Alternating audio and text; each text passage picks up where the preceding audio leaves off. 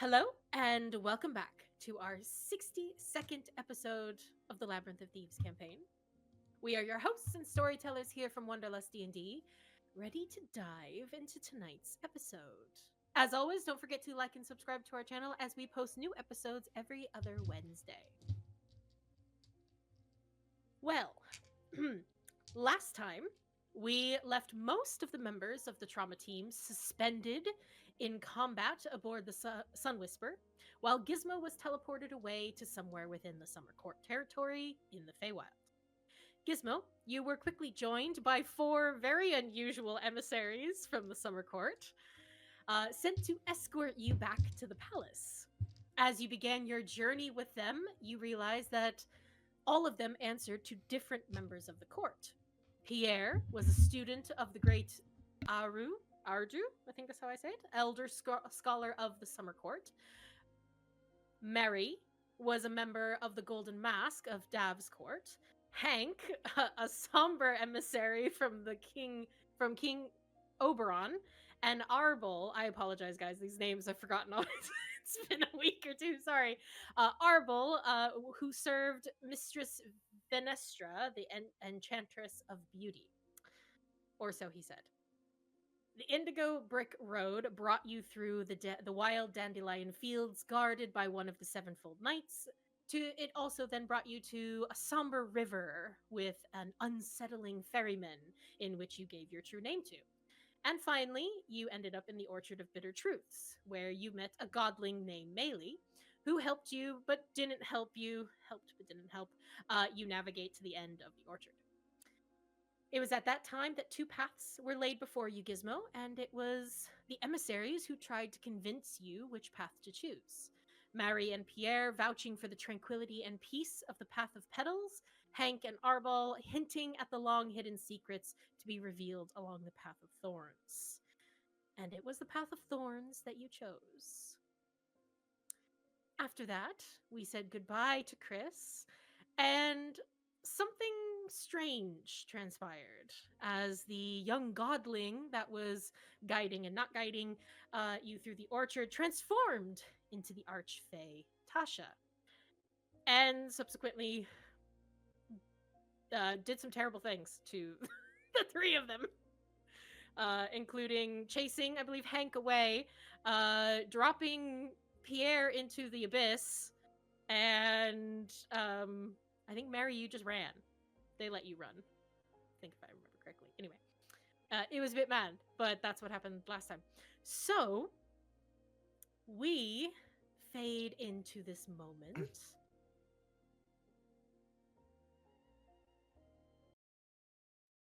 Where? Why did I go this way? Yeah. Oh. Exactly. Gizmo. You show it off your graphics card. Stop distracting. Okay. Walking is tough. Not gonna lie, Gizmo. You do that? Oh. There we go. My soundboard is being a little slow. Can you guys hear that? Wind and creek and whispers. Music? And music? Oh, and music. Yeah. Okay. And whispers. Oh, okay. So, Gizmo, you leaving the emissaries of the Summer Court behind, you wander through the Path of Thorns. A journey that curves downward, spiraling through space and time, like the coil on the edge of a copper wire. You have no idea how long you've been traveling. This path of the court is unfamiliar and grows darker with every step. But it's not a fearful darkness, not the pitch of emptiness that you have glimpsed in the presence of a nightmare. No, this hue is comforting, soft, quiet. The trees are dull, like an ancient wood wrapped in silent fog. See peeling birch that line your path all the way forward, coupled with thick, dry brush in a crimson glow. Mushrooms line your path, as well as old bones. A good distance away, you see a heap of orange on the path before you, laying still. As you draw closer to it, you see it's a fox on the edge of death. What would you like to do?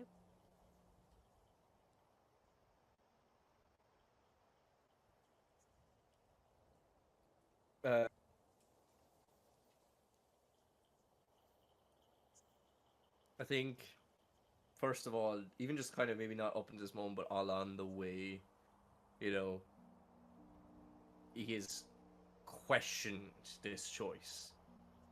You know, is this the right choice? You know, is this what I was hoping for? And I think, you know, asking the question along of like, well, what, if it is what I was hoping for, what is it I was hoping for? And is maybe kind of like a little bit caught up in his own thoughts, not even really seeing fully like what's until this. And in this moment, when he just kind of takes notice of the fox hurt, kind of stops up for a second, and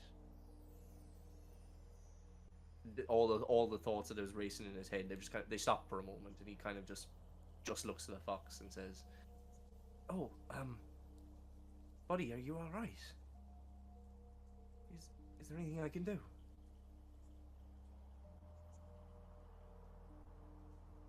There's a heaving breath that the fox takes. And you hear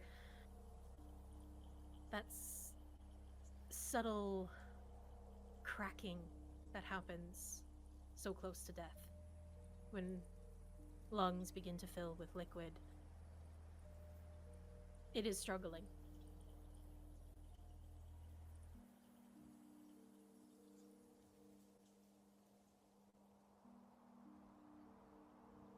Can I make a medicine check to ascertain as to whether or not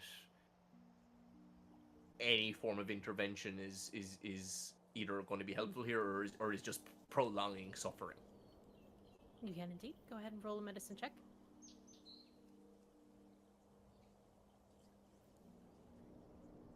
Four.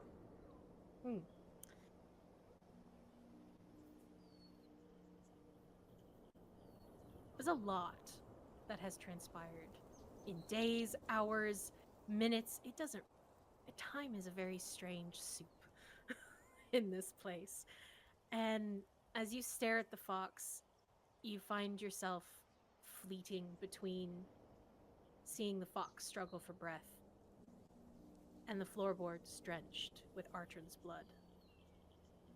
His last gasps, flitting between him and the fox.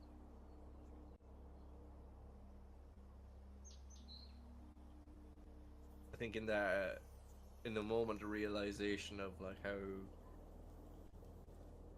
close the fox is to death, I think Gizmo will try and rush forward and, you know, cradle it. I think with that medicine check, less look over for specific injuries and just be kind of like in that frantic sense of what can I do? Mm-hmm. You kind of kneel down and get close to the fox and reach your hand out, cradle it, get close to it. And you actually see the kind of strange looking Hoover, because Hoover's grown a bit in this Feywild space.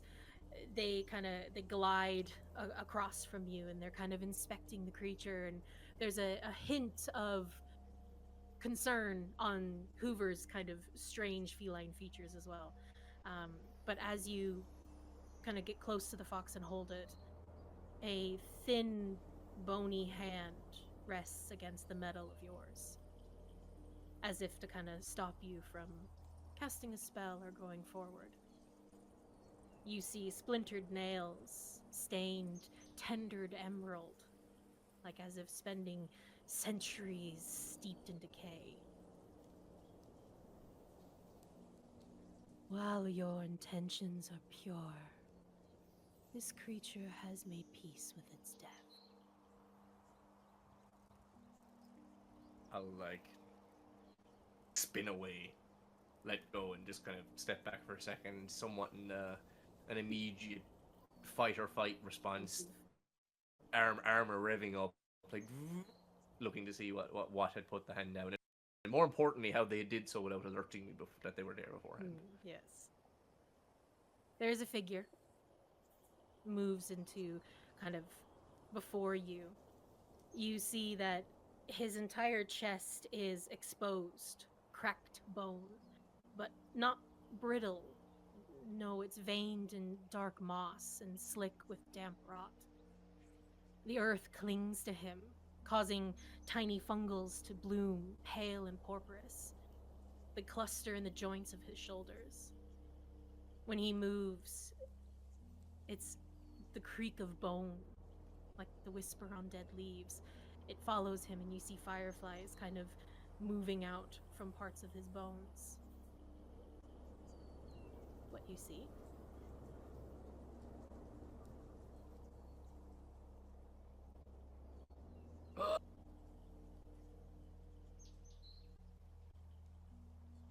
Very cool.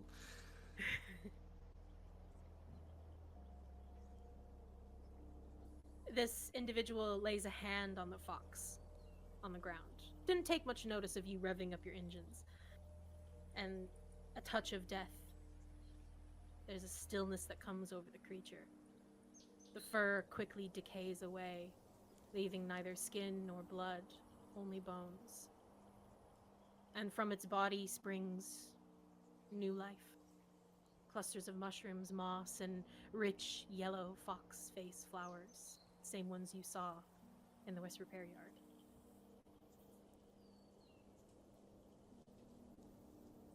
The orchard is not for the faint of heart, little wanderer. And it seems the truths you seek have brought you to me.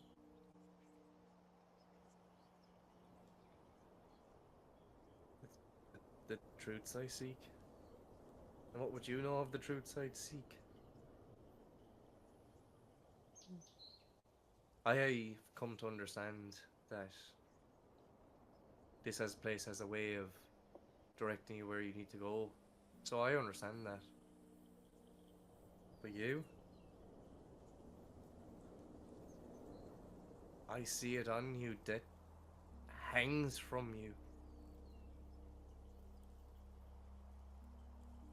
Why have I been sent to you?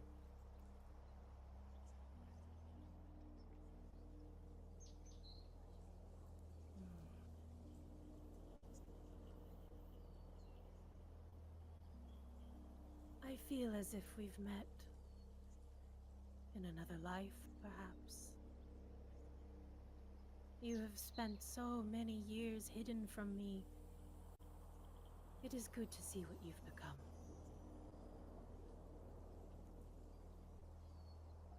Well, one thing that I have not become is fond of riddles. It's one of the main reasons why I wanted to get out of here, so I get that for whatever strange reason that makes no sense to me, I'm supposed to be here and I'm supposed to listen to you.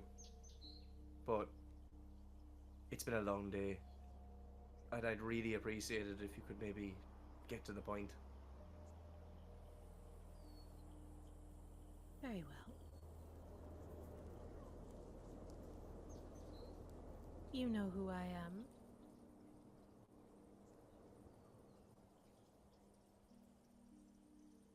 Or are you going to continue to deny the blood we share?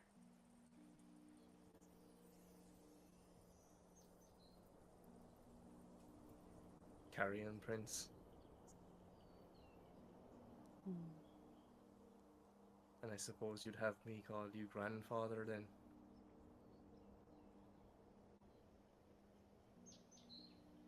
I don't know if that title suits us yet.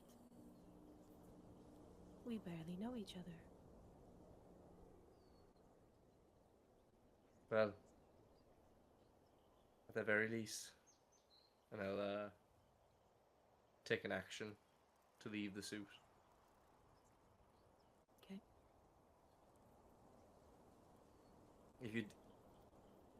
If this land deigns me worthy to speak with you, we should at least do so eye to eye, right?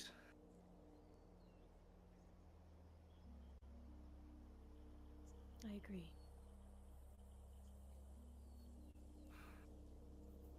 Before you say anything else, thank you for what you did for that creature, and I gesture towards the fox. It's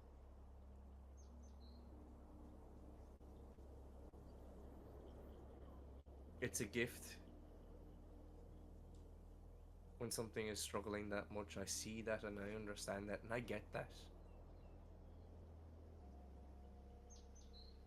Still, it's not an easy gift to give.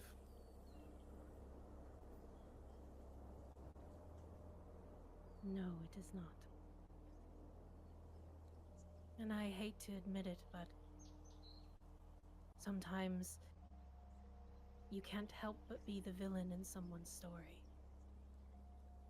The struggles they face. Even if your intentions are well-meaning, it is their choice and their struggles to overcome. Death Yes. can be a catalyst. You say that. You say that, but that's just an excuse to stand back and watch whatever you want happen around you when you know you could probably make a difference. But then how would they grow? And he puts his hand out to show how the earth has taken over, renewed and rejuvenated the fox itself, its bones now feeding the ground. Yes. The circle of life. Life to death to ash to life again. Yeah, I get that. But when you're surrounded by chaos, when you're surrounded by people that you know can have a really more of an impact than you possibly could alone, and you could help them with that, is that not your responsibility? Should you not use what you have to hold life? Change what you can while you can?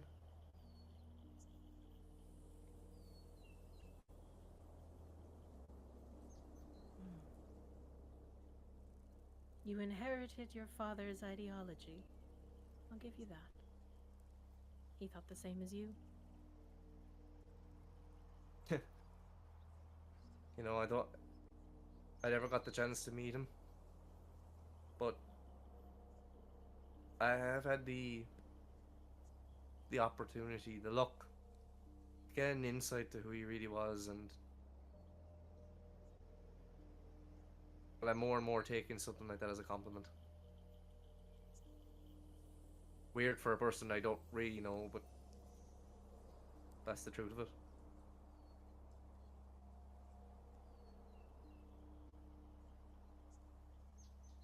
Your father never quite enjoyed it here, in my realm. And that's okay. I let him go. Mistakes were made when you were born, but I can't answer for those until he comes back. So if you do see him, or ever meet him, pass along my regret.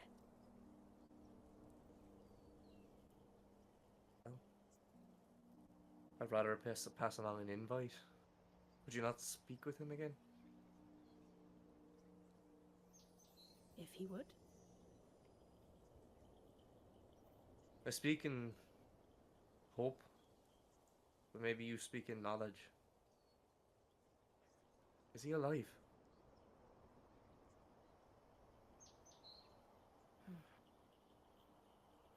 Yes. Helio is alive.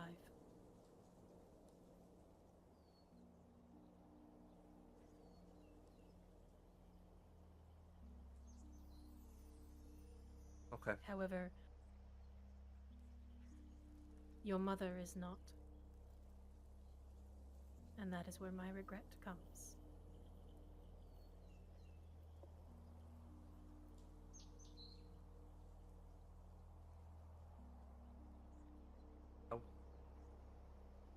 How did she die?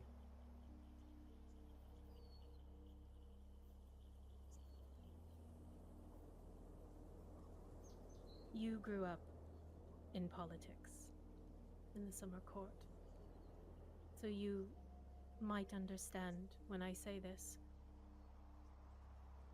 I am the dark soil beneath her bloom, the decay, that which rots.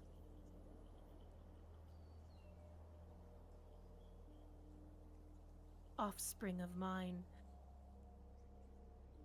are not welcome with her. But that did not stop your father and mother falling in love.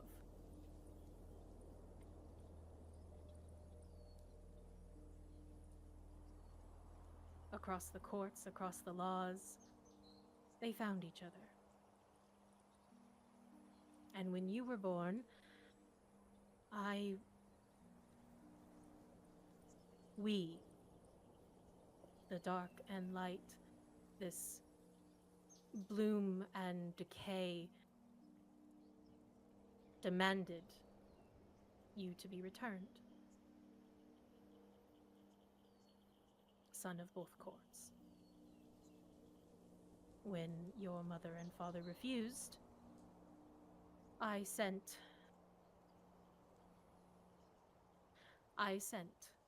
my people after them, and so did the queen. And my people did not reach them before the queen's did. I do not know what transpired. I believe only your father would know. But I do know that she is gone. And when Helio sought refuge with the court, they only agreed to take you.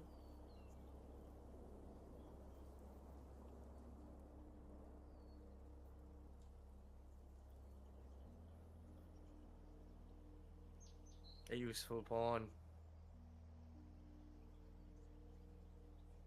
That is not for me to say.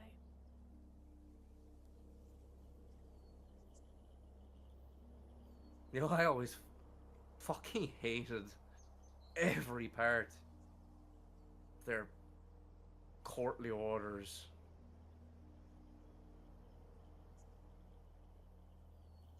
And to think that they would use me in that way. For most of them it doesn't surprise me, but the Queen? I thought she was different.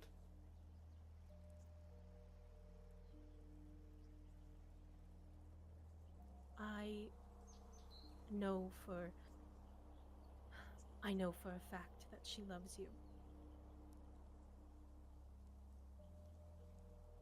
She loved your mother. And you are an extension of her. I do not believe there was ill will, but just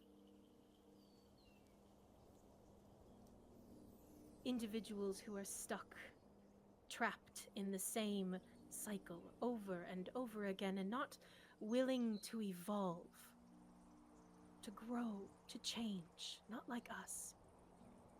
We are born of decay, and we renew ourselves, and they struggle with that fact. It is not uncommon for you to feel displaced there. Look at you. Look what you have grown into, what you've designed. I couldn't be more proud.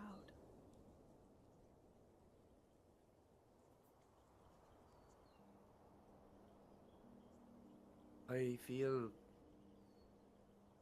like I could do more though. I I came back here not because I chose to, but because I was forced to. Because I wasn't strong enough to stay there to help the people who matter to me.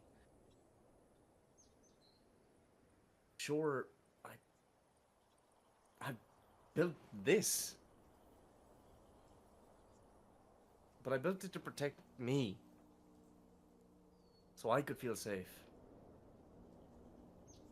And then as soon as there's people in front of me who matter as much as my life, and I can do nothing. I'm back here. I'm back here. And I have no idea what's happening.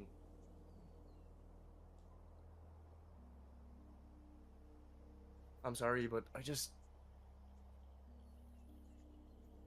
feel like I don't have time anymore for bloodlines or feuds that have nothing to do with me. You talk about being the rot underneath, the part of the cycle, right? It all being the one thing. I never felt part of this cycle. Not one moment that I was in this realm. But when I met them, it all just made sense. It became natural, like breathing. And the one thing that's killing me right now is that for everything that they've done for me, when they need me, I'm here. You know, I gave up something so important, and I thought I knew what I was here for. But when the choice was put in front of me, I still chose to learn more for myself than to give it up and just to get back to where I was needed.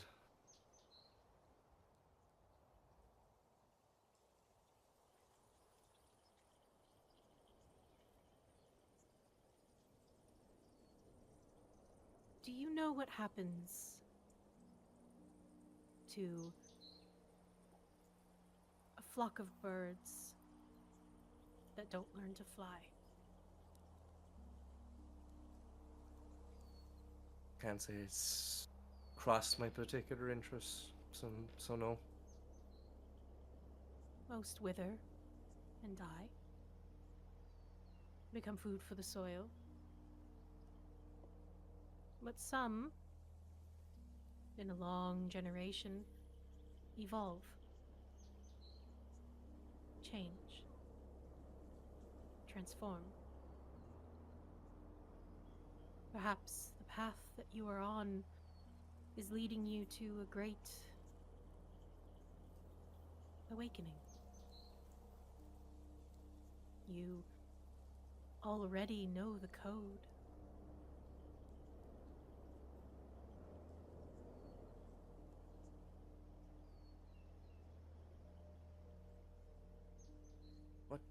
What do you know about that code?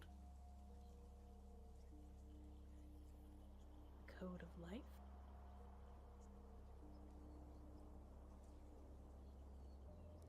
How do you know about that? Decay is not just rot. It is rejuvenation. Flesh can bleed and be broken. Metal rusts, and magic fades. But those of us born of decay, we adapt. We thrive. You understand this. That's why you broke out. Searching for something as easy as breathing. You fell apart and you rebuilt yourself. I do not see this machine behind you as a selfish act. It is your next step, your evolution.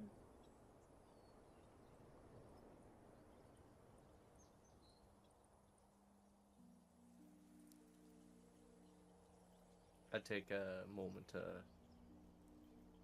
turn, hovering in space, looking back at the suit. And I think, like, for the first time ever,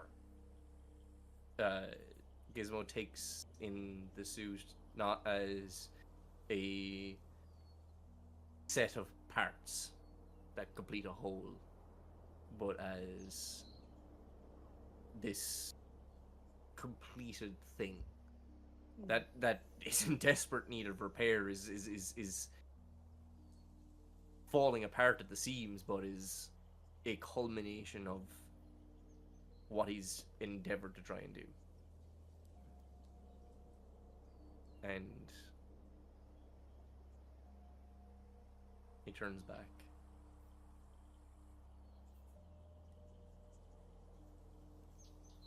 There's still so much more I want to do.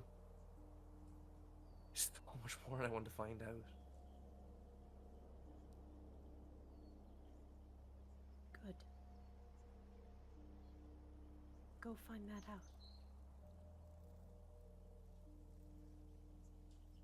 And in this time that you have, I want to offer something to you. You can forsake your mortal flesh and become more if you choose.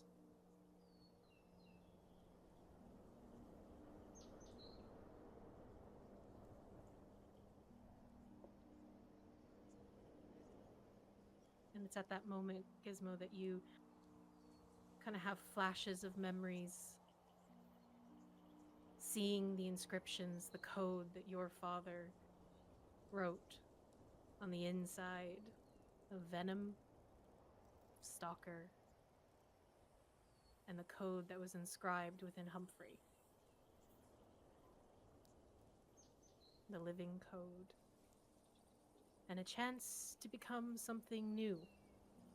So out of game, or out of character, Gizmo, you have a chance to change your species, if you so choose to. So I want to give you this option. And let you decide.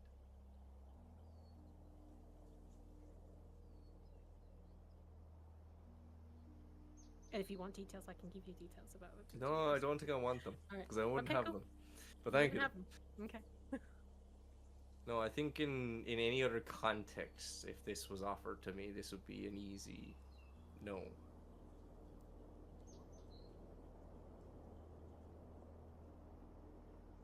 But I think there's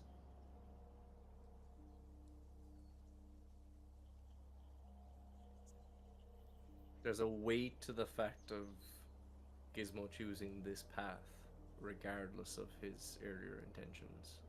And in the moment of wanting to strive to be what he's setting out, and especially wanting to get back to those who really, really matter, it's no longer kind of really about him.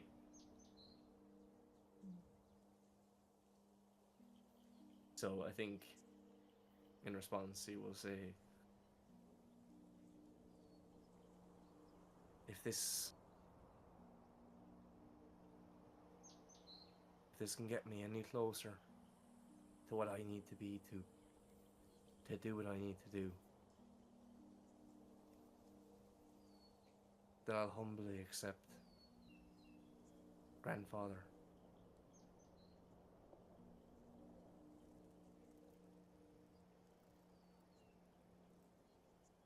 Very well.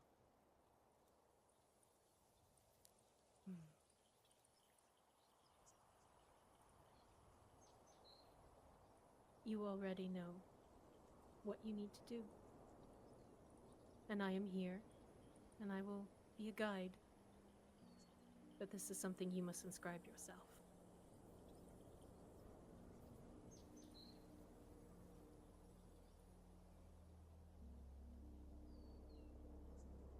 Are you ready?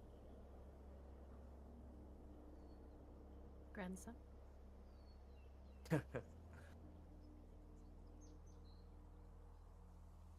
I think this is the real reason why I'm here. I'm ready. Very well. And he will step closer to you in the suit. And again, act. Do I need to be as- in the suit? Can I just hover here? Well, what? That's like a brief awkward moment. Where do I be? Do I get back? What do I do? So I will just say I won't give you any details, but this will change your species type. Okay? So I want to just make that very clear. You will no longer be a fairy if you go this route. Okay with this. Okay? So Then- just to clarify, Yeah. I would lose my spells that I get from being a fairy. Yes. Just thought so. But just clarify. But I will say any alterations that you have made to the suit will become part of you. Okay. So, like your goggles of night and stuff like that, like you will have Mhm. dark vision and things like that. But a lot of other things will change. So, okay, we're going ahead. Go. All right. Carrying King again will only offer a helping hand, but you will, if you could, make a history check for me to recall the code in its full entirety. Be And a you can real good use time to whatever means you have to. So, I have been using the D&D dice, but I think for this, I Oh, will get out the actual dice. I think it's important. Nice. Sorry, everyone. I know we had a little bit of a little bit longer bit here, but I'm very excited. History, you said. History. That'll be a dirty 20. Fantastic. Easily done. You've looked over this code so many times that it is almost ingrained in you. And even as you begin to inscribe, where are you inscribing it? Just give me the thoughts of Gizmo. I'm inscribing this on the suit, am I? Mm-hmm. Inside, outside, it's up to you. I think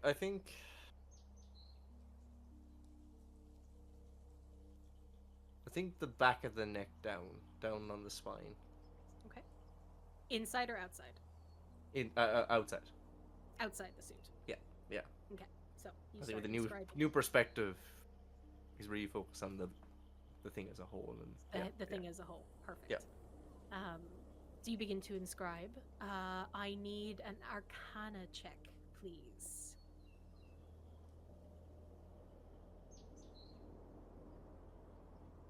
24. Ooh, you are doing great at these DCs. You don't even know how much time it takes, but your grandfather hovers nearby, offering just a comforting presence. He says nothing. It's this sense of calm that you felt since the beginning of being here. A place to work, to get a job done. And as you finish inscribing the code, the final one on the metal, you notice that it slowly begins to write itself after that. Very slowly. But it is a living code, so it is a life and breath. The Carrion King kind of gets your attention then and points to you and to your chest. And then reaches out and inscribes one of the symbols on you.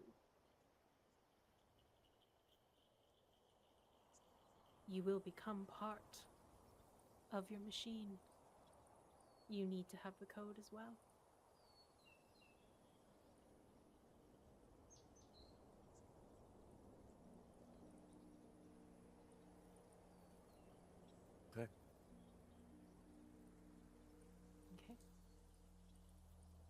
inscribe the code on yourself, clamber back into your suit, strap in. This is my final time to ask you, Gizmo. Are you moving ahead?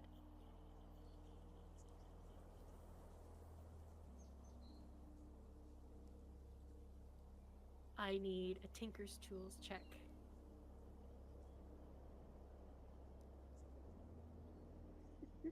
I'm gonna just pre-flash of genius this. I feel like this matters. I think you should, because the DC is pretty damn high. Oh shit. That was not a good roll. Oh no! Yo. But you have a very high. I do have a lot of pluses. And you can double your proficiency because it's Tinker's Tools. Yeah, so it'd be okay. So it'd be, and you're using the +3. I think the. Oh yeah. So okay. 1 second.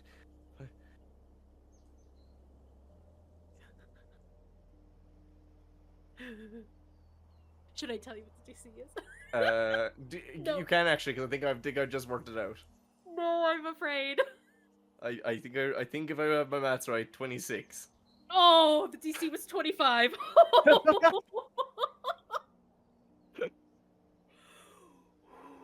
Oh my god. All right. Holy shit. So, Gizmo, you have chosen to forsake your mortal flesh and become a living construct. Your fairy form continues to power the suit.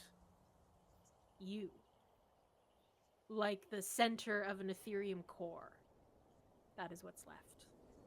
A mere crystal. As you open your eyes, much taller, and you look quite different now. Your form has changed, evolved, grown, and you've become something new.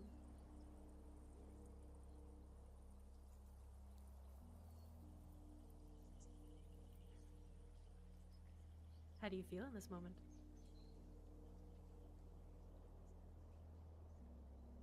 Stronger. Mm-hmm. Colder. But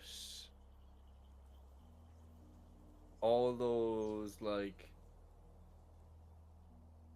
sensors, all those radars, all those things that he's set up before, that he's incredibly busy mind is just managed to process, is now suddenly just like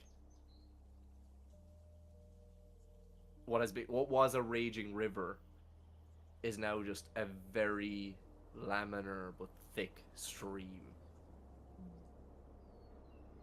It all just washes through the same information but processed in a different way. Exactly.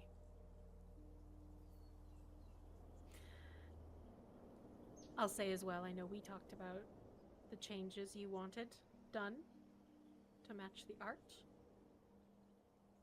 That is now can be a thing if you wish. Hey. Hey. To the audience, Miguel's art has been waiting for weeks now. Weeks, months it feels like. I've been waiting so long.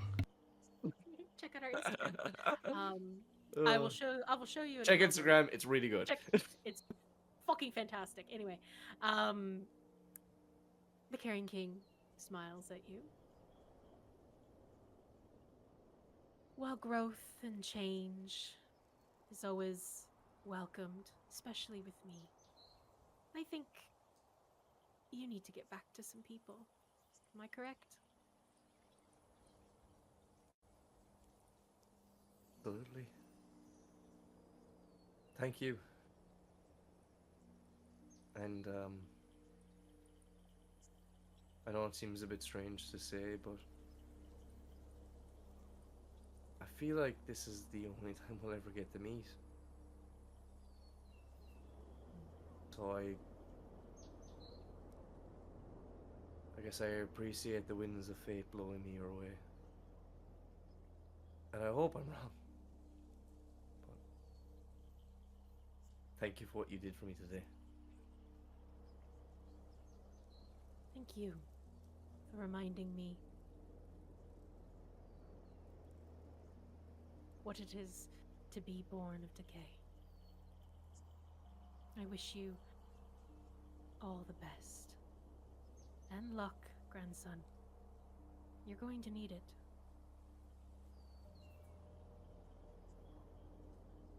If I do meet Helio again, if I do meet my dad, I will pass on your regret. But I know that's not what I would like to hear from him for the first time when I see him.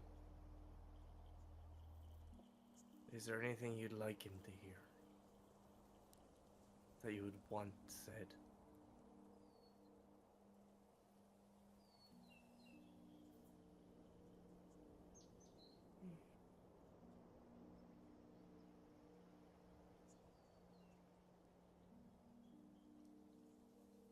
Perhaps if you could tell him that I understand why he left. And that while I miss him, I am glad that he sought all that he hoped for. Well, And if you could invite him, that would be what I would want. and if he's anything like me, as you say, we're so similar. I think they'll be welcome words.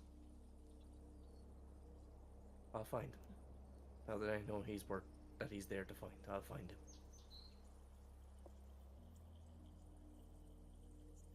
Thank you. And the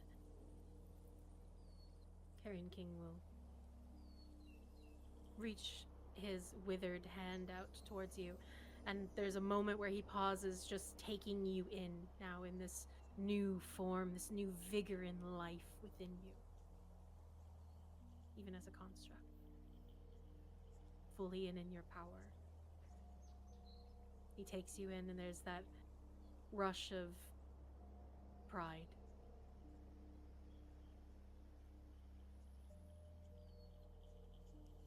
His hand makes contact with the metal,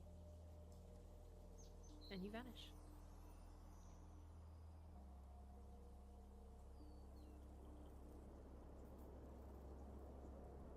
So, Gizmo, living construct is a species on D&D Beyond. You are welcome to switch your species and read about what you are now. I will do that. Everyone else. Wow! Wow! Well, well. Yay! There's a robot. That was great. Oh my god! I'm a real robot. You're a I'm real like the robot. opposite of a real boy. He did it. He He's did no it! longer a real boy. Oh my god, I'm so excited! I'm so happy you took it! Oh, I'm so Living excited. construct. There we are. I think we should also congratulate Seb for being so good at convincing him to take the Path of Thorns. Oh, so good. So good. Whoa! That played in my favor. Played in my favor. Absolutely brilliant. I hope Cool. you like. Awesome. Yeah. I mean, like, yeah. I also now side thing. I have so many resistances. It's like So many. Can I have some? 4 resistances. Yeah. Jesus Christ, what are you resistant to? I'm resistant to now force, lightning, poison, and psychic. Wow. Force, Wait, lightning. 4? Oh, force because of the... Yeah, Force. I know why. Because of my infusion thing. Yeah. Yep. Nice. I mean, poison and psychic don't work on constructs anyway. So Yeah. yeah. I do like the sentry mode though. That's cool. Yeah, the sentry mode is cool. And For just the so you know, paranoid person in me. Yeah.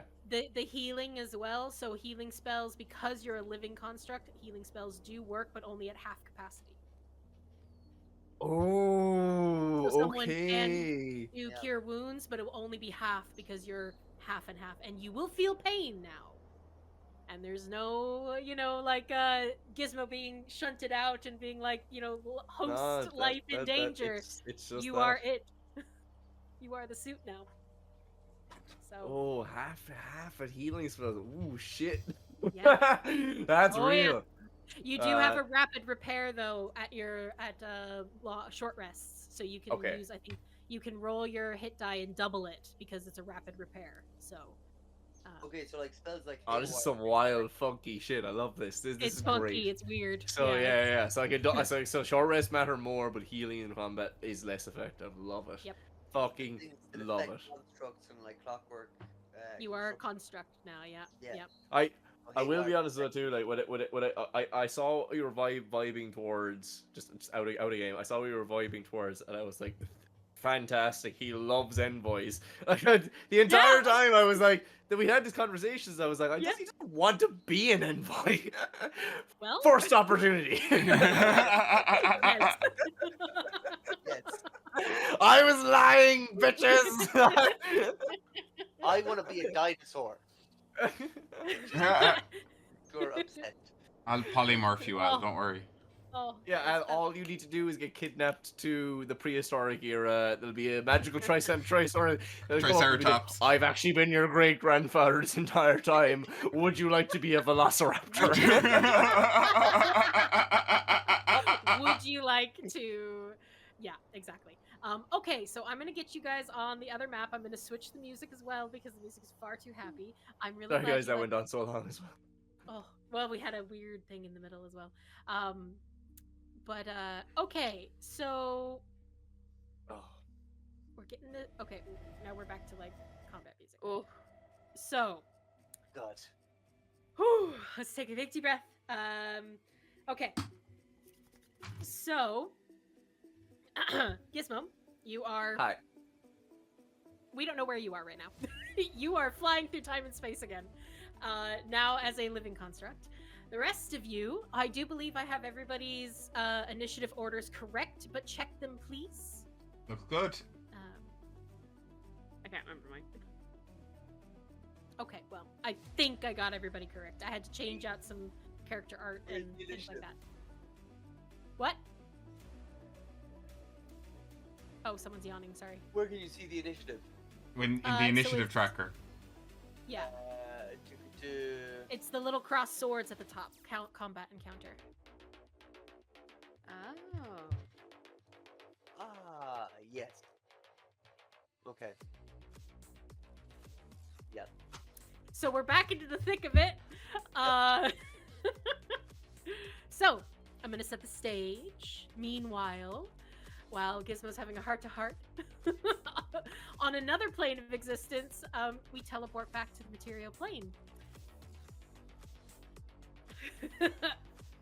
Heading straight for a Dynasty airship about 1,500 feet in the air. We rejoin the breathless trauma team, Al, Cache, and Haytrix, as they fight for their lives against Kilvoss and the Dragon Bane champions.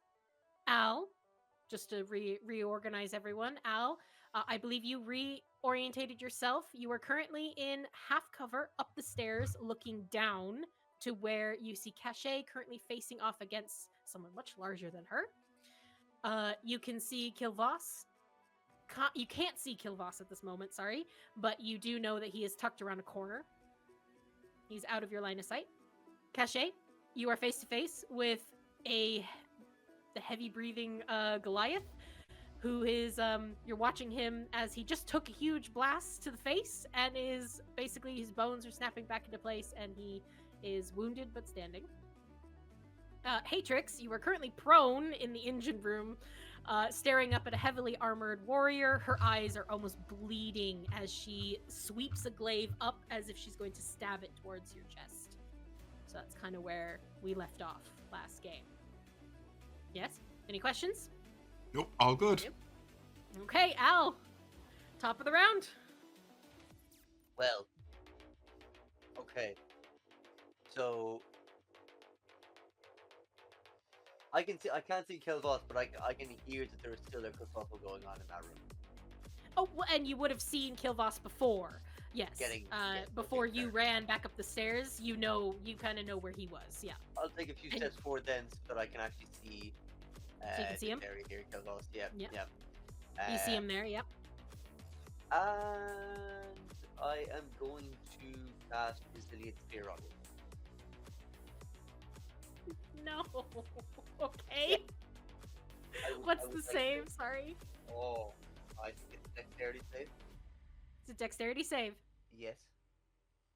It is a dexterity 19.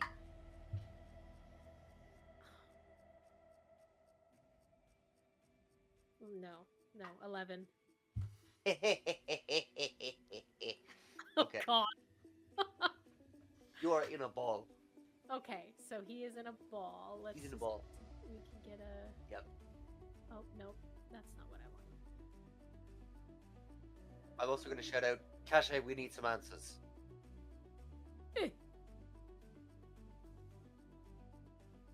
Okay. And so you shout out to Cache. Is there anything else you do, Al? Beep, beep, beep, beep. Can I have a look through this door? You can indeed, yeah. Having a look quickly through the door. It actually just looks like a cabin with a single bed in it. Close the door. Okay. Back up a little bit. Okay.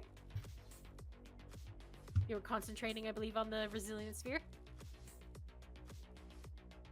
A concentration. Yes.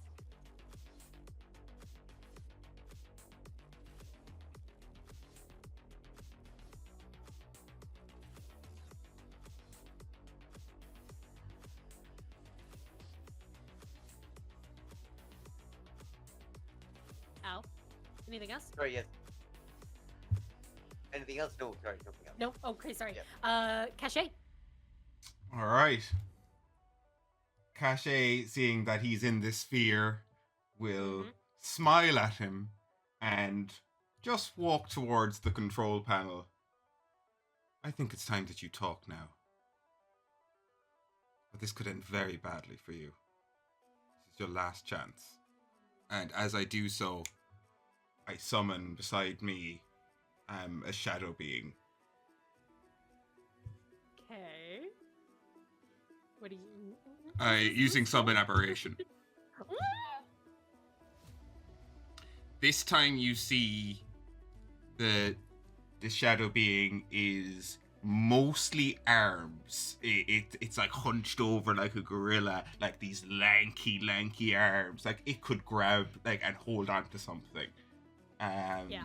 And Cassie just puts her hand on the wheel. Are you going to talk? And waits. Okay, this is interesting. Okay. Kelvoss just stands there. That's the immediate response, but we'll wait to see on his turn. Haytrix. Or sorry, Cache, anything else? I suppose finally she'll just say, "Tell me what happened to my friends." Go and give me an intimidation check. And I'll give her a smile if that helps. Unless you're trying to sweet talk him. Oh no! No, I didn't don't think do so. that no more. That is a 26. Oof. All right, very good. Okay, I will keep that in mind. Haytrix, you. Yes. Do you see yourself? I see myself, yeah. You are down here in the engine room. What would you like to do? Just after being dragged down, very unaware of her surroundings, what's happening, seeing this absolute beast of a being in front of her with their sword raised up. Haytrix is going to reach for her sending stone. And she's going to call upon Tarlin. And she's just going to be like, Sparrow to Eagle, I really need you now. What did you call him? Eagle. Sparrow? Haytrix is Sparrow, and he's Eagle. Sparrow. Oh, I thought I heard barrel. I was like, barrel? No, Sparrow. That's so Sparrow sweet. to Eagle. Oh! I'm sorry, that's just really cute. Okay. So Sparrow to Eagle. I really need you right now. That's what you say? Oh. Haytrix? Are you able to hear me now? I can hear you sorry. Yeah, that's all I say to him. now. Okay. You hear pretty quick response back to you. Well, lucky for you, I'm already on my way. Hold tight. Hey.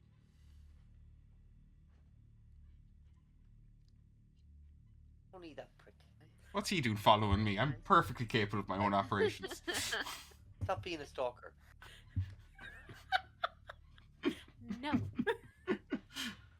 Haytrix, how do you feel hearing that? I'm relieved. She's kind of annoyed at herself, the fact that, not that she had to call upon help, because help is always good to ask for, but life lesson for everyone. But she's gone so long without having Tarlin's assistance that she kind of has gotten used to just being on her own, so she's a bit stubborn in that sense, but so much relief knowing that they're on the way is kind of like overshadowing that annoyance. And then she sees the what are they called again? Sorry, the Dragon Bane. It's all right. the Dragon Bane in front of her, and then just a wave of like, oh, fuck. Alex.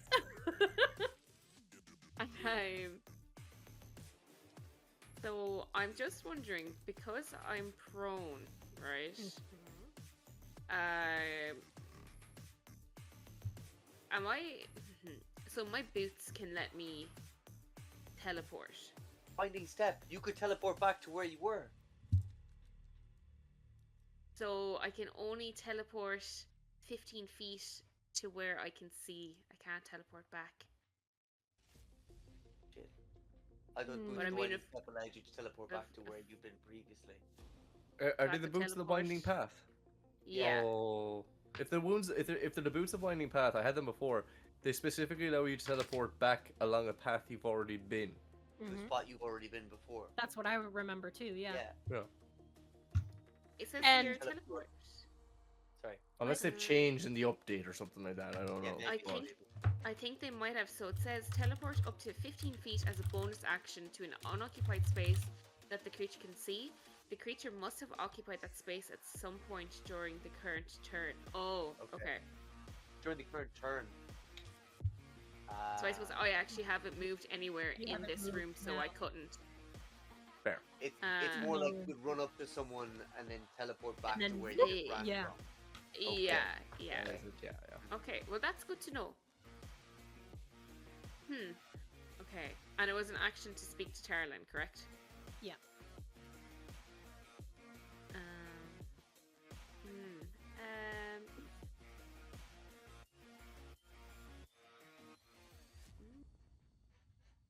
Well, yeah, no, she'll probably just, for a flourish, kind of, like, she's not actually moving, but you know when you're kind of, like, almost scrambling, like, she's kind of trying to kind of kick back in a sense.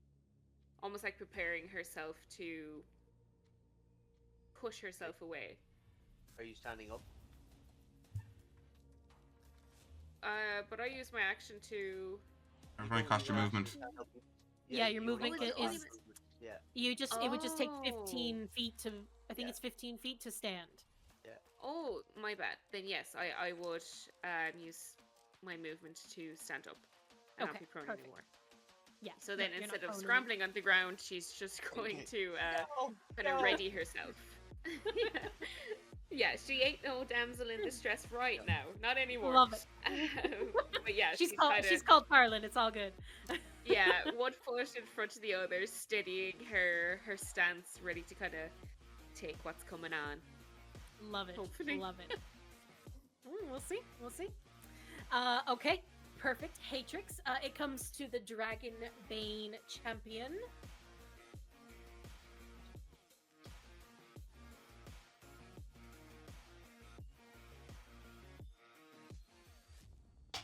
Hmm.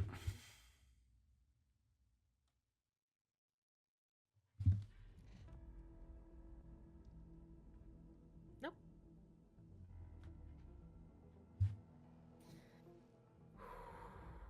Okay.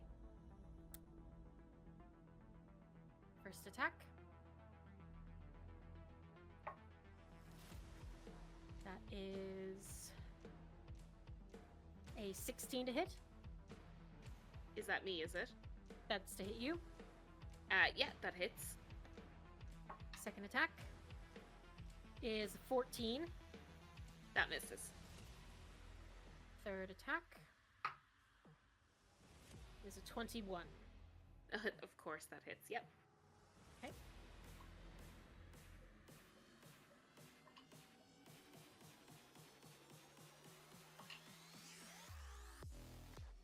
There's a bug in my thing.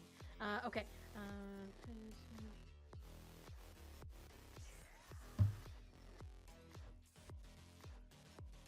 15 points of slashing damage on the first one.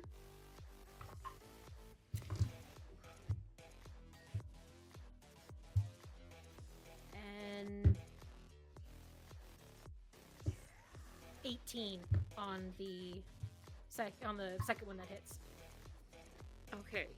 So can I just say, as Haytrix was standing up and readying herself, almost kind of like her life went in slow motion as she saw the sword go down, and it's kind of like one of those like, oh no, which, you know, like in movies where it's like slow motion. She's down. No. Okay. As excited as she was to get up, it counteracted straight away, and she is back down. Okay. So you are currently unconscious. Yes, death saves over to you, Amber. Okay. Tried her best. Okay. So, with that then, it comes to, we're going to leave them there for a moment. You don't know what they're doing next. It comes to Kilvas.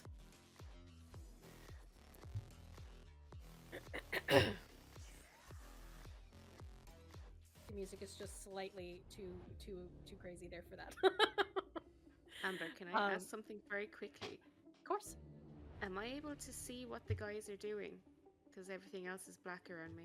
If you click up where we are, you will be able to see. Yeah, you should have. No. If you click and then make a little box, you know, like click and drag up where we are on the map. Yes. Sorry to interrupt. Thank that you. work? No, you're Yeah, grand. it You're grand. did. Can you see Fab. everything? Thank you. Yeah, yeah. Could you guys see what Haytrix was doing Yes. down there? Yes, Okay, could do, cool. yeah. All right. Cool. Lovely. Thank you. So, Kivas is looking at you, Cache. Oh, ooh, sorry, I'm Tarlin for a second. Hang on.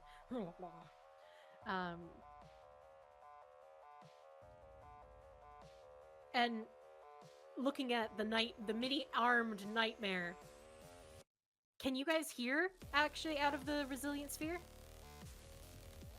Can he speak? Resilient sphere, you can see, Yes, you can. but, He can like, speak. You Yes. can speak, yeah. Okay, yeah. cool. Only spell effects don't go through. Only spell effects don't go through. Can Spell he effects move? and He critical effects. and he can't move. He could try and roll the sphere. Thank you for the visuals, Chris. Hamster ball. No. like. He's gonna He's gonna stand there, kind of shift his weight slightly to the side. The question that you asked, Cache, was what happened to my friend, and you're holding on to the wheel, right? Yeah. Your friend's dead.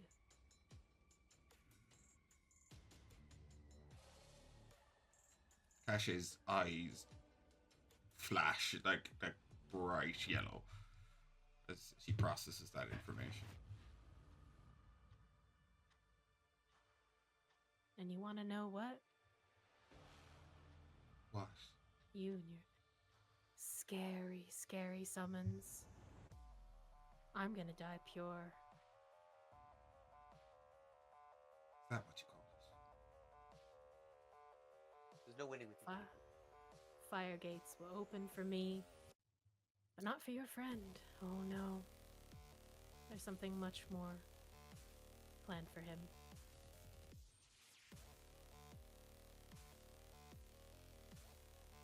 Sounds like an awful lot of words to me. Pure is something you definitely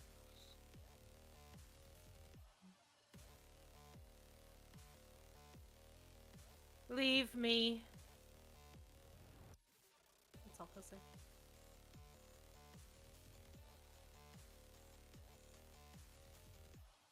Okay. So he is going to remain. He won't do anything. He'll stay in the sphere, just staring at you. There is a little bit of a shake to his voice, though, and he's not divulging everything. He keeps kind of eyeing up the nightmare. But the last words he says is, "Leave me."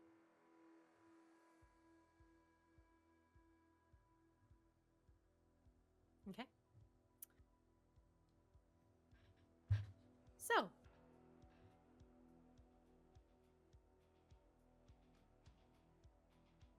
Gizmo.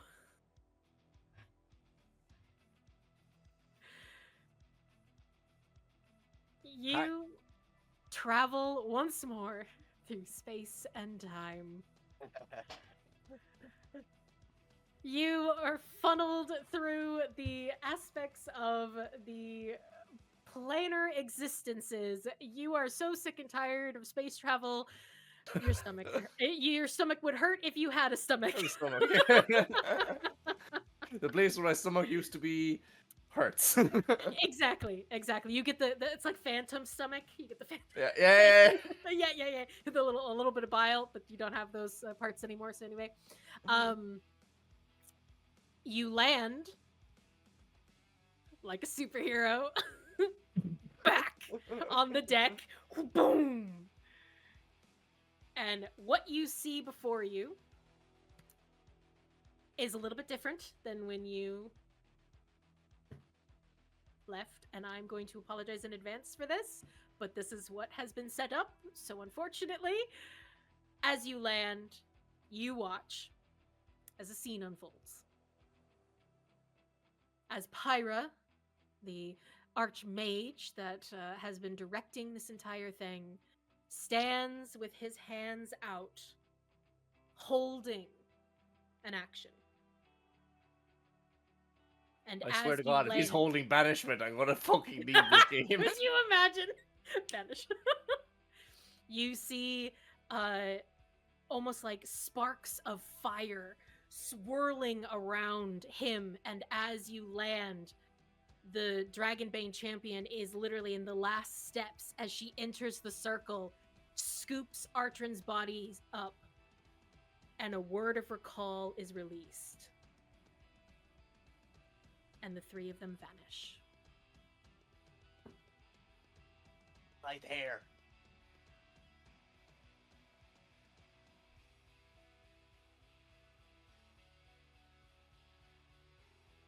God damn it.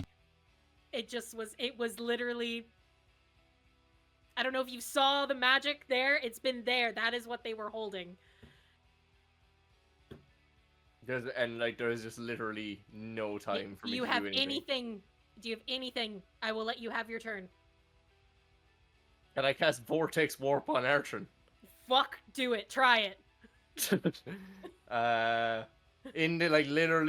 This moment, I think like the level of data input is suddenly just so much higher, and it's not Mhm. even like a conscious reaction. It's just like AI doing its fucking weird thing where it just figures shit out that you don't even know. Like, Fantastic. it is in There- that moment he just lashes out and tries to vortex warp Artrin to him To him, into to his into arms. his arms. Yeah, yeah. Fantastic. There is no save. You will find out soon why. But as you pull Artrin's body into your metal arms, Pyra and the Dragonbane champion vanish, and Artrin remains. Well, thank fuck for that. This seems too easy. Out of game. Seems too easy. But in the moment though, Gizmo was elated. Like he not really fully having the time to understand what has just happened. Has Artrin in his arms. They've gone, and is now just gently like putting him down to the ground, and then kind of, jostling the shoulders. Artrin, wake up!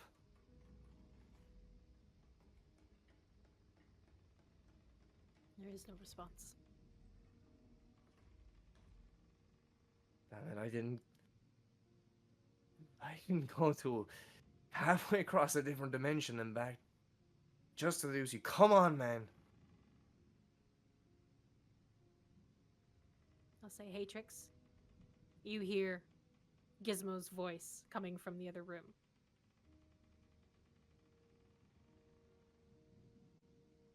Because we're out of combat. Maybe. Just so everybody knows, we're out of combat. Oh, Also, we're out I can hear him even passed out. But Oh, you're still unconscious. yeah. Sorry, Yeah. forgot. Haytrix, you're unconscious. Yeah, okay, so actually, hang on, we'll leave that for a moment. Yeah, I was like, wait. Yeah. Wait. Sorry. I just want to make sure I want to get back to Cache and Al and the resilient sphere. How long does this resilient sphere stay? that's a minute. it's an hour. No, 1 minute.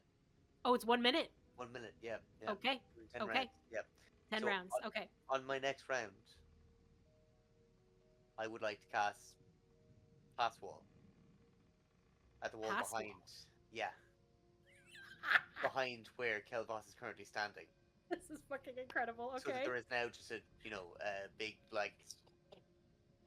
Oh, just big open space with the wind flying past directly behind him. okay.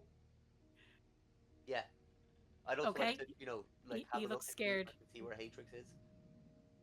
I'd say yeah, you're able to kind of getting down to where the door is, not the door, sorry, the hatch. You can see Haytrix laying there unconscious. Cache, is there Oh, anything you shit. do as well? I can't hear you. You're muted. Can I see Haytrix? Where I From am. where you are, do you look down? Yes. I'm assuming, yeah, you would. Yeah, you do see Haytrix. I will turn to Al and just go, if you push it this way really quickly, he'll go. Make sure he talks. And I will jump down and, as I fall, Shadow reaches out and touches Haytrix as I cast Cure Wounds. Okay. Cure Wounds is funneled into Haytrix. So I am going to give you 10d8 because I feel like you need it. Because why not? 40 points, please. Oh my Bards. gosh, thank you. Bards.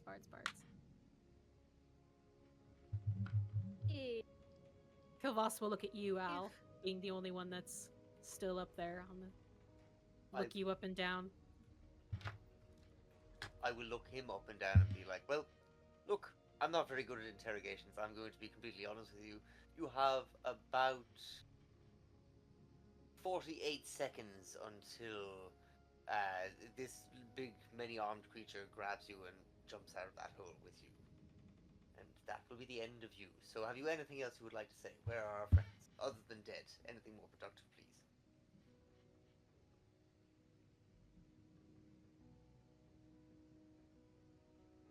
By this time, your friend is already gone.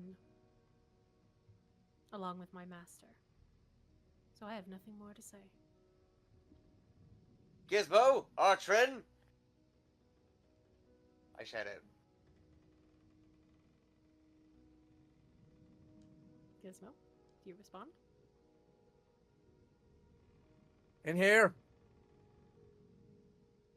There's a little bit of a surprised look on Kilvas's face hearing Gizmo's voice. I'll grin. I mean, I'm fully aware that Artrin hasn't answered yet. That does worry me. But I also think that being worried is what Kelvas wants. So you're trying to hide any worry? I don't want him to think that he's won in any way, shape, or form. Okay, I need a performance check. Ooh. Hearing our owl shout out, though, I will shout in response. Cache! Are you near? I'm here. Performance. Come here if you can. Literally, shadows around the corner at 90 miles an hour. Haytrix, And I you will kind of hold. Sorry. Yeah, go ahead. Oh, I was gonna say I kind of hold. Like I've been kind of cradling Artrin's body, but I'll kind of like sort of imperceptibly sort of show him out as like he's please help. Kind of holding I him out. instantly go into, like, I see the state of him, instantly go into just regular chest compressions as I am doing a medicine check to see if there's anything I can do here. And I'm assisting everything he's trying to do from a medical. I'm trying to do from like an engineering point of view. I'm trying to approach it any way I can. All checks can be an advantage then. Medicine check, please. I'll give him her advantage. Advantage, yes. I got 19 on performance as well, so sorry. 19 on performance. Okay, very good. So that is a 21 on medicine. 21. Very good. Okay. Doing chest compressions, kind of going back into that mode. You actually then also, while you're doing that and checking over Artrin's body, you're noticing just the pools of blood that are on the floor. And you kind of try to not look at it. You're focusing on the compressions, doing breathing for him. Haytrix, you come back from unconsciousness, see the shadowy face of Cache rush around the corner. What are you doing? I'm slowly kind of picking myself up, shaking myself, kind of dusting myself off, and in her Haytrix way, kind of has kind of like an internal, kind of like a chuckle to be like, oh, sure, just another battle, and kind of turning the corner then and seeing Artrin, and with Cache doing chest compressions and everything, that very quickly fades, and she kind of starts to almost have a bit of a panic. Cash is whispering, not again, not again, not again, so you'll hear that as well. Yeah. This is, she didn't think that she'd have such a shock and a panic reaction for a group of people, bar Cache, that she hardly knows. So she kind of just stands back in a bit of a uselessness, almost, she feels. Kind of moment of not knowing what to do, even with your hands, and feeling powerless. Yeah. Al? Yep. This is rattling, Kilvas. Especially the look on your face, stern and steady. Smug. He tries to kind of be, his... What's the word? The word has escaped me suddenly. Righteous. Suave self. Righteous, yeah. The way he's been this whole time, but he just kind of looks at you and looks kind of gently back at the hole, the gaping hole that he's going to be thrown out soon. I go to my maker, knowing that I removed a vermin from this world.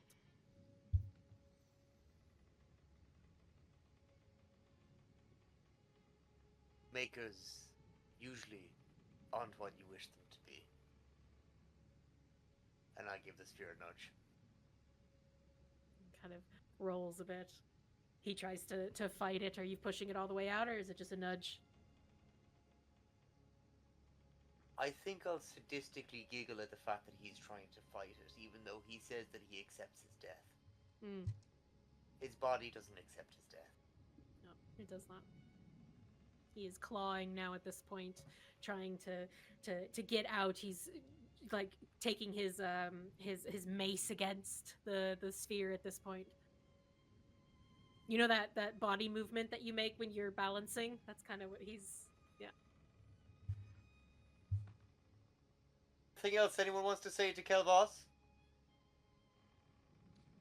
As Cachet is doing the chest compressions, she sends a message to the aberration that she summoned. The shadowy being. It says, make sure on the way down he hears everything of the Shadow Hound.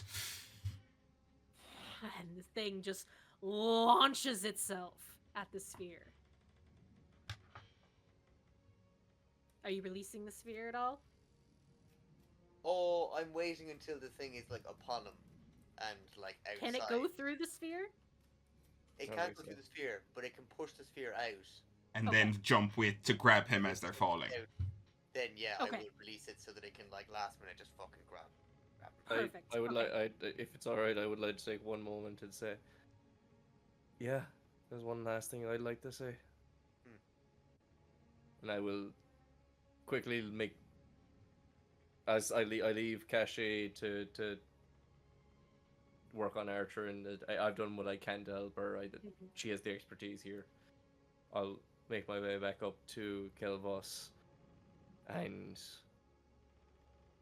I know there's not long left in the spell. I'll let him kind of see the new form compared to what he said Yes. before. Yes. I look at you. Thought you were gone.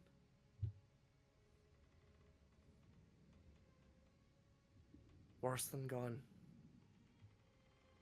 You sent me to rot, and here I am again. And I'm gonna wait until the resilient sphere breaks, and I'm gonna reach out and grab him by the throat. Okay. Now you'll know what it's like to rot.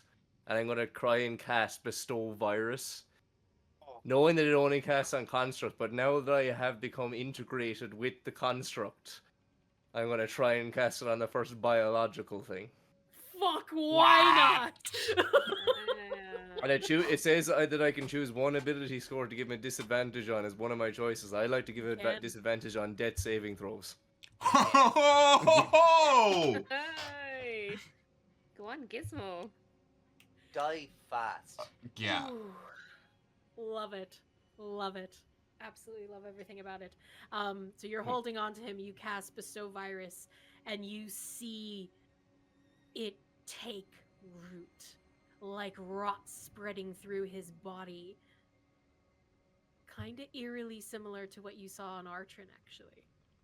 Taking over his veins, his skin, and even coming up to like bleed out part of his eyes. And as you release him and the nightmare takes over arms and wrapping around his form, and he falls. He doesn't have much left. But you watch as an arm, his, rips off, blood spraying down as the body falls, and then through the clouds, and you can no longer see. Tears off his own arm. No, the creature tore off his arm. Oh, nice. Good. It's ripping into him Yeah. As they're on falling. the way down. And they're falling. Oh, Jesus. Falling. He's dying in like 5 ways here. I think he deserves Yeah. it. Yeah, and like, yeah. Look, he had nothing helpful to say. Unfortunately, it is still slightly cloudy, so you can't see him fall, but 1,500 feet he's falling at the moment, So, Gizmo, would you like to describe what you now appear like in front of Al? Yeah, I mean, I think in the moment of everything that's been happening, no one's kind of taking notice. I mean, it's just the construct of Gizmo's voice, but in this moment that he steps back, there is a fluidity to the movement that didn't exist before. Like, as fluid as Gizmo has moved before, this is uncanny. The various joints that were very much patchwork together of wood and stone and clockwork are so much more assimilated. Very, very reminiscent in styling of the envoys that you've met. Still has some of the trimmings of that like Feywild design, but so much more has been taken over by that mechanical and clockwork aesthetic. There is just a heightening, every single part now exudes arcana and power in a way that it never did before. But I think the one thing that probably catches more than anything is the eyes. What before was pretty much a placeholder for a general shape of a face, there is now a vividness behind those cyan eyes that really indicates true raw intelligence. And just even from the look of Gizmo, I think you can kind of garner pretty quickly that this isn't what you have met before. I just rolled an intelligence check and I rolled a 9. I think Al is probably going to look at you and be like, "Where have you been hiding this suit?" Yeah, you look very different. I saw you literally 10 minutes ago. Carry these things around with you. Or something. I'm very confused. Also, where's Artrin?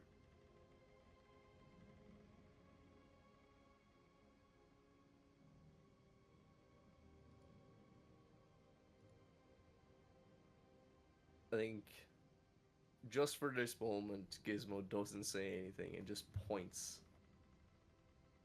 to the room that Artrin is in. I'll head Doesn't down. even look at Al. Just like he's still kind of looking down towards the hole where he fell, and is just pointing away towards the room. I'll probably just pat Gizmo on the back and go down. Okay. Climb down. Head into the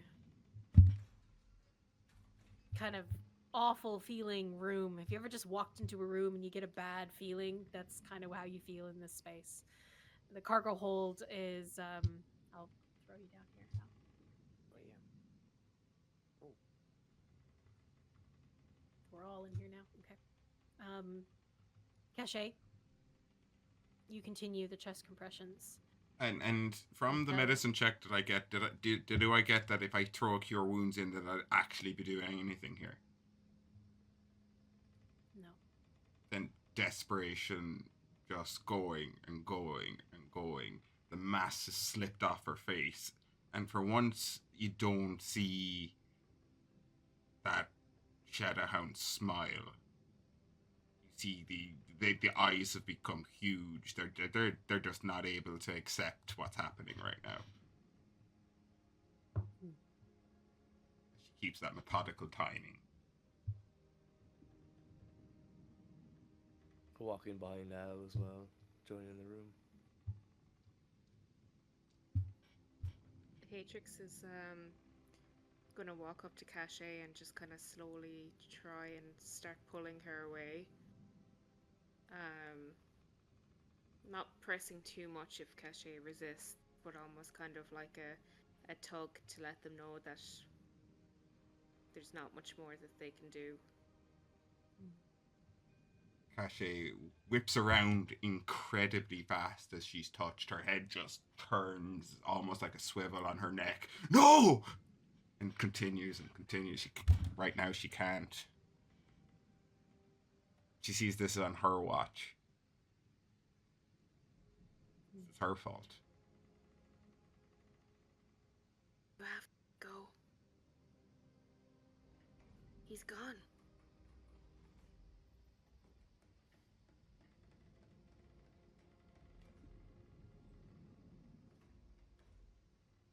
I can't give up that easy. Brought him here. We're the reason. Him of his own accord. This isn't your fault. Trying to make his own choices. I don't think any of us could have convinced him to do anything he didn't want to. If the fault lies at anyone's feet, it's mine. I did as much as I could, but it wasn't enough.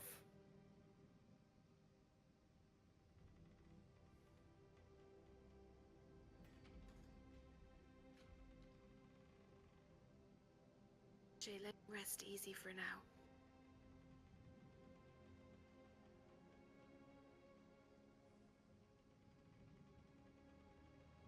Cassie finally stopped. Slowly put my... I'll kind of take Cachet's hands, if she lets me, and kind of pull her into a light embrace. She'll grip onto you really, really hard as these completely white tears, which look very stark against her black face, fall in streams.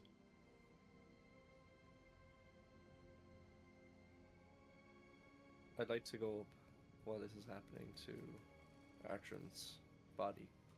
Mhm.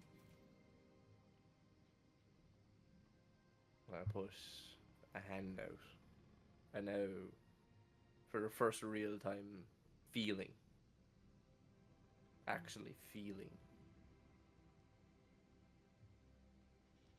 That it's the worst thing he could possibly imagine to feel.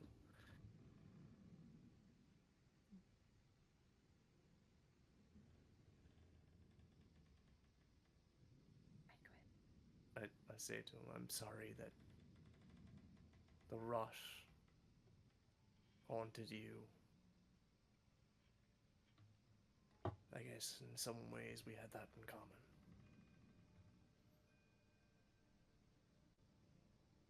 But from the decay can come new and great things. And so, I hope the same for you. And I think, like, if very much outside of anything that's allowed, but I think in terms of what Gizmo is kind of trying to impart or trying to do, it's something along the lines of the Gentle Repose spell. Okay. It's not something that he knows, it's not something that he has any access to, but in that sense of what he's learned recently, he's trying to reach out in the sense of whatever is there that could anchor to life. He is trying to speak to.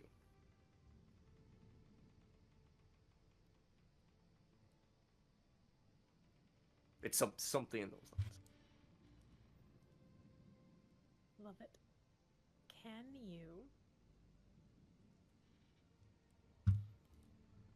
roll me a D100?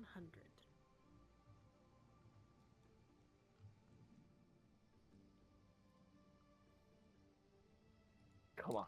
I'm going to call it Okay. 50 and above. Oh. Gentle Repose will take effect. I'm gonna make some space. Make So some you- space. I'm gonna move the camera so you guys can see. God. Oh, Ooh. Okay. 50-50 Oh god, chance. one fell. Oh god. Oh god. Okay. Oh, God, There's a roll one. again. There's a one there. Okay, It's there's a one tens. there. Okay. It's a tens that matters. Okay. 51. 51. 51. Oh my I swear to God, that's a 51. 51. Oh. Oh. I love this game.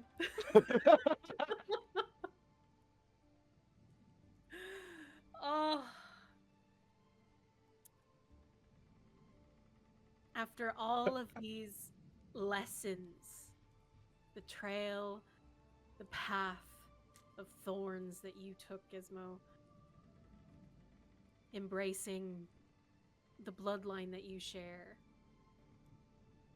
understanding that through sacrifice and suffering, something new can be born. Necromantic energy swirls around Artrin as gentle repose takes effect.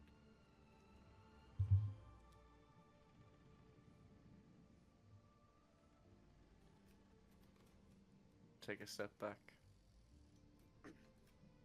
And under my breath, I think, but not sure if anyone can hear. Maybe someone with a high perception. I just say, I'm so sorry.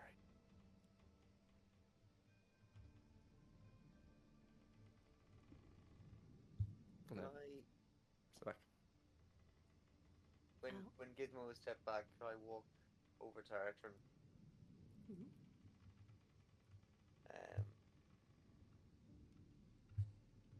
I'd like to take.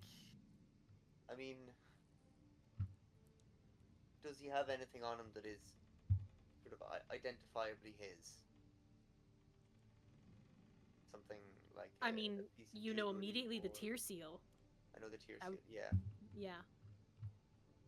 Which would be in his pocket. Yeah. and it's something he's had that the whole time, and He's had half of it. Yeah. Yeah. Excuse me.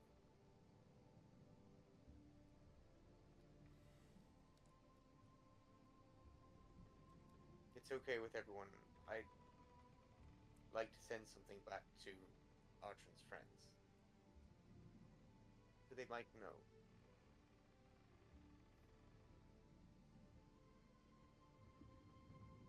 They should know, but I've not given up yet. But they should know.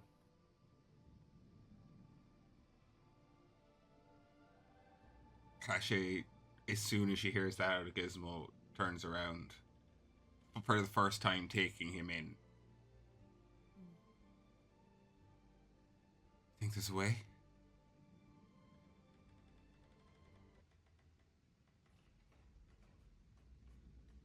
From rot to bloom to rot to bloom. It's all a cycle. He's somewhere. And if he's somewhere, we can get him.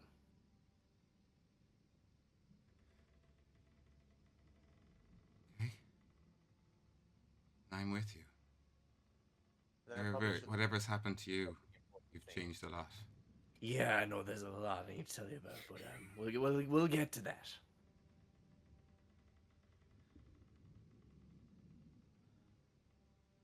Sorry, Al.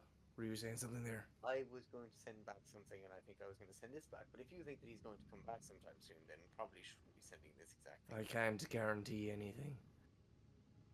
I think it would still be wiser to say it. To be honest, to be upfront. I have no way to send a word. I was just going to send an object of his. I can send a dream. Send a dream.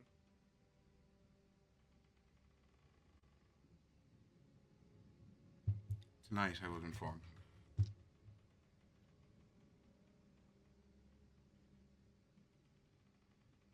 I'll leave it to you.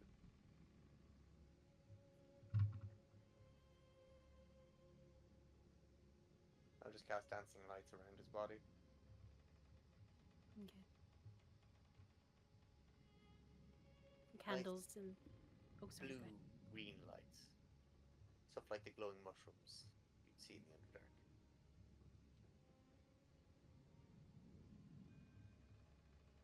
Underdark. I'll cast Druidcraft, so I can produce a few mushrooms around the body. That's again like the ones we saw.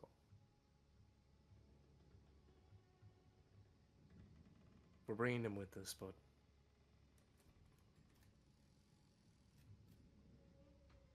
Deserves a good this place is to rest. on us. This is on us. This is our choices. We can blame them as much as we want, and it is their fault, but we made these choices. We need to take more account for the choices that we make before we rate more ruin on this.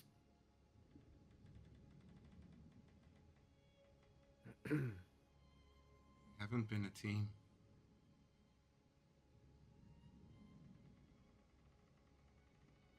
We were 5 individuals. Team deciding exercise more than a team operation. Agreed. Startling lack of synergy. And I will say, while this is not an excuse, we did all accept to undertake this incredibly dangerous mission.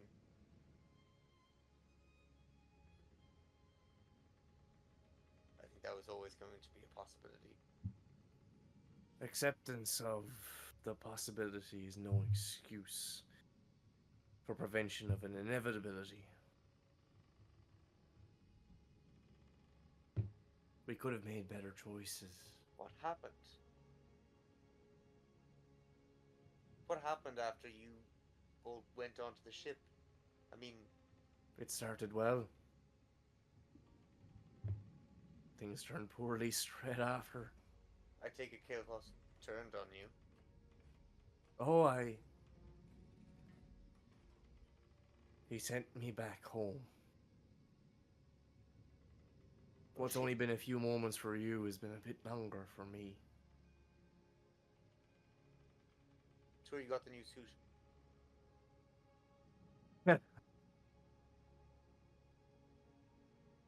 Suit might not be the right term anymore. There is no separation between man and machine. A knock on the chest part.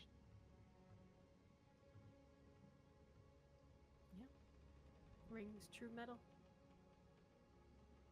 I think I will reach in and I'll think, if it's okay with you, I'll reach and I'll grab that portion, that escape hatch that was built for quick release.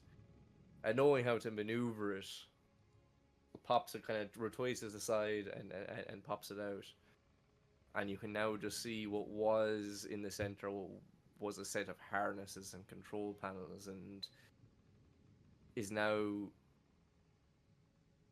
the vague form of like this pure crystalline form of Gizmo, but spiraling out from that are these incredibly geometric and like outside of the game, you know, Doctor Strange's like mirror world where everything like folds in on itself. It's those sort of mathematical patterns just extending out into a possible threads out into the rest of the suit from this body.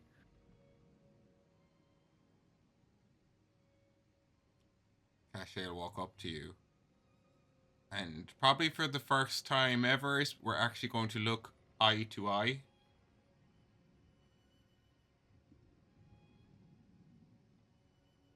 You accepted yourself in a way that took me years. You can see that. You became what you truly are meant to be. Perhaps you don't remember. Do you remember what the first thing I said to you when you showed yourself?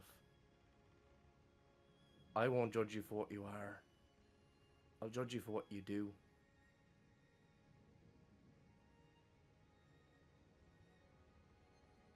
Here I am.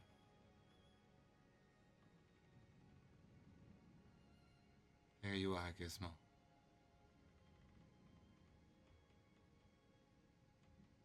Tashi will hug him. To reiterate, Gizmo, I'll give a hug. if you do this, Wait, Al, for one moment, just let them have a hug. So sorry. Please don't have a. Just give me a second. Just let them have a hug for a moment, because Gizmo, you actually feel cachet. Like, this is the first time that you've actually been able to like Feel a hug. Yeah. feel a hug. Yeah, like this kind of. I mean, you were able to be hugged as your fairy Yeah, form. but no, not as- absolutely. But it's yeah. a different thing It's altogether. completely different now, especially after traveling for so long and experiencing so much. You embrace each other, in this moment. And then, Al, yes, sorry, what were you going to say? you didn't do this. We all did. Just because you were there doesn't mean that it's your fault. Acceptable information, but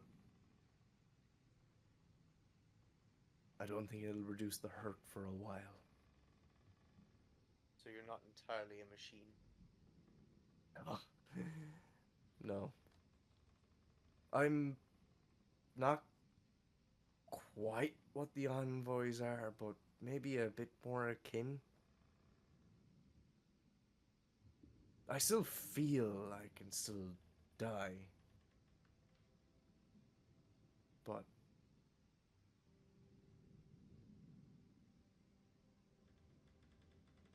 I don't know. It seems strange this moment with Artrin being there. But it does feel like I've become what I'm supposed to be. Maybe it's because of Artrin that's the case. Haytrix, for context, Gizmo, up until this point, has been a little fairy creature inside a construct body. It seems now they have become an actual construct. Also, What? sorry that this is your first mission with the trauma team. It has gone somewhat tits up. Stamp of approval. Trauma team. I mean, trauma team. Yeah, that stuff's fine. A fairy. What? Yeah, I will make sure to catch you up soon.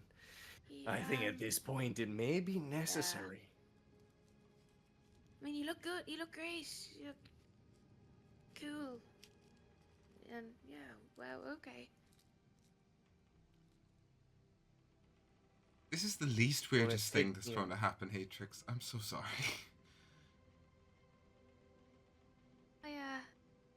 Yeah, I'll get used to it. I apologize. I'm still wiring up my synapses up to my new mainframe. It's difficult to connect a lot of the biological elements to, the more sort of mechanical bits.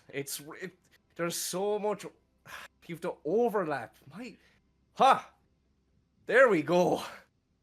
There, Jesus, I was starting to feel a bit stiff there. There we go. Okay. You just see Haytrix's eyes like dart like all over your body, like like taking in, okay, what's biological, what's like mechanical, and then she kind of looks at herself and then kind of looks back at you, and she's just like, obviously it's not good timing for her to think of this, but kind of a little smile creeps up on her face, almost kind of be like, what can I do here? And just snaps back into reality and is like, oh god, death and Did I make a destruction perception around check for that smirk? Come on, do a perception check. Yes. This is the 17. This is the turning point of the campaign where Chris actually starts to roll well. You've embraced who you are. Now the dice will embrace you. I don't know. Now they'll tell the story I want to tell. The guys could tell you weren't being true to yourself. Yeah. I thought Nice his enough. voice. That was amazing. I was like, oh, is he going for a new? Oh, I like that. Okay. We like. Yeah, Oh, that's great. yeah. No, he's just figuring stuff out. Love it. Sorry, the wires were crossed for a little bit there. Yeah, because you were really like rushed to kill boss. I was like, woohoo! Like, oh, it was great, fantastic, absolutely wonderful. Takes a 17. few moments for the drivers to set in, you know. I gotta update the drivers off and on, so yeah. System crash. On Discord today. You put it up in safety mode, you know. Yeah, exactly. Exactly. I'd say Haytrix, unless you're trying to hide the little smirk, he probably saw you. More than likely. It's just kind of like a little quick smirk and then back to kind of like a more somber kind of look. Okay. I think Gizmo will do it. We'll quickly clock that, but won't react to it. Who's flying the ship? It's on Oh, God! autopilot. It's on autopilot. Ah! Cache. Look one last look at Artrin. Touches his hand and then goes back to guide the ship back to the city. Okay. So, is there anything anyone else would like to do with Artrin? Are you leaving him in the hole? Are you moving him somewhere else? I think we should put him in a bunk somewhere. Okay. So I'd say between Certainly all of you, carry him with me anyway to wherever we're you going. can carry him up to one of the get him out of this space. Basically, you can see as well. I should describe this. The hole. The hole is stuffed, packed full of goods. You can see a giant dragon skull, but it actually does look like it's big to you, but it looks like it's a very small dragon. So maybe a young dragon or something. Skull towards the back. You see a chair that probably Pyra was sitting in for a lot of the time. You do see the petrified dragon egg that Kilvos and Pyra were using to draw people in. But this whole place, there's obviously like candles and blood and sacrificial things there in the center. This obviously looks like a base of operations for the Knights of the Emberfall. I'd like to take inventory. Okay, take an inventory. Yeah. You can definitely do that. I'd say, Cache, you're going to go work on the ship. Or not work on the ship, but go fly the ship. I'll pull you up here. You're fine. Gizmo, I'd say you're probably the only one. Well, no, actually, sorry, Haytrix, you don't have very good strength either. But I'd say, Gizmo, you're the only one who can probably bring Artrin up. But you easily can carry him up into one of the bunks, lay him to rest. The ship is yours. There are bodies and blood everywhere. It's going to take a bit of time to probably clean things. Cache literally, if the hole is still there, literally starts kicking bodies from her flight room. She's like, "Screw this! You're down! You're down! You're down!" That's Cool. an hour. But bodies are gone. Search them before you kick them off. Oh yeah, no, I'll do that. Yeah. Stop! There we go. Go away. Okay. She likes a clean room, okay? Yeah. And prejudicitations the blood away and just like, nothing happened. I got to see Lyraxis. Like a small hamlet on the outskirts of Manera is just like, being rained upon with bodies at the moment. Just bodies flying into the vineyards. But yes, you can. Basically, this is your kind of evening now. It's a little bit quiet. I want to let you all know that you level up. Yay! Ooh. All of us? All of us. All of you. Hey. So you get to level up, choose your spells, all that fun stuff. I will say then, just as we're closing out, because then I'll leave you to, you're already looking at your character sheets, you're not paying attention. I am. You both looked at me at the same time. That was great. I will say, Cache, as you're the only one there up on the deck. Just check really quick. Al, you're taking inventory, correct? Haytrix, what are you doing? My headphones aren't working, so I'm just going to stand guard over Artrin's dead body, kind of like a guard of honor. Okay. So you're going to protect the body. Love it. Chris, sorry. Whoa. Gizmo, sorry. That was terrible. Chrismo? Chrismo.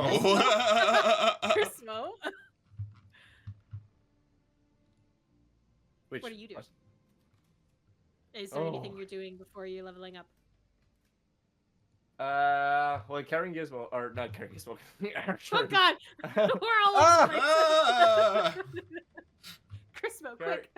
No, carrying Artrin, I think, just as we're finishing up, I think there is,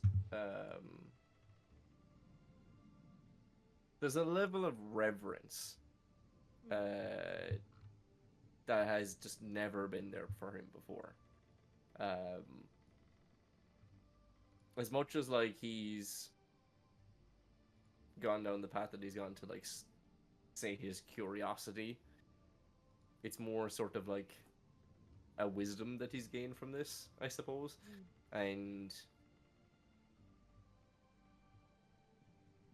he's just kind of taking this moment to really kind of look at Artrin, taking his face, taking what he wore, his armor, what he wielded, what he carried, and taking in what that means about him, and then looking around to the rest of his group. And for the first time, properly stopping, and not just looking at details phasing together, but actually taking in who they are, their mannerisms, their way they hold themselves, the way they sit, the way they occupy themselves. And there is, strangely, there's a slowing down that he's never experienced before, that he's now doing. Wow. Now that he has all this information, it's not an onslaught, it just is. Beautiful.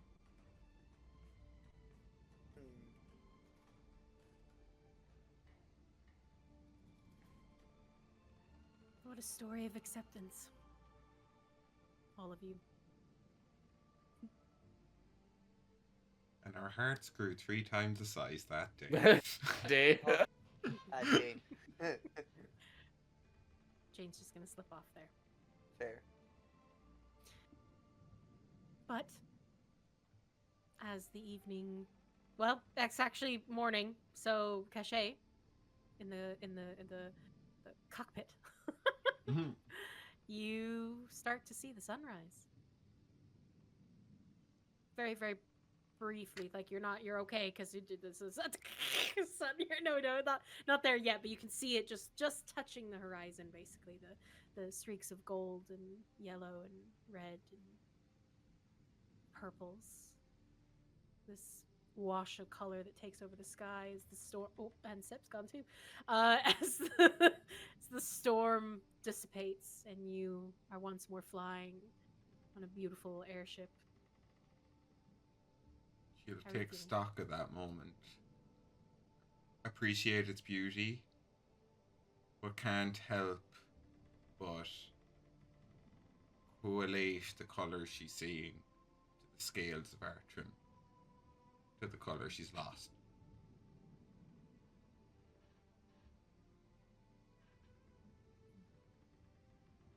But a fitting tribute to him nonetheless.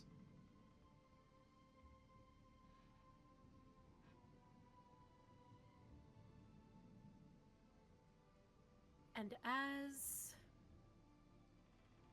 you continue to fly, you see a ship on the horizon. Good looking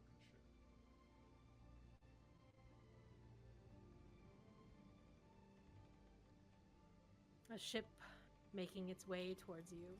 Of course, he's a good looking ship. God damn it. And that is where we're going to end. He's gonna try and steal this ship. What? Another ship. Well, I know who owns that one. Yeah, it's And kind they of. second guess. His name is not Canyon. Thank you His very name's much. Canyon Nuts. Canyon Astarlin. Yes. Okay, well, see, now you've said it on recording, so you have to explain. Okay. Tune into our Patreon. We'll explain that entire story.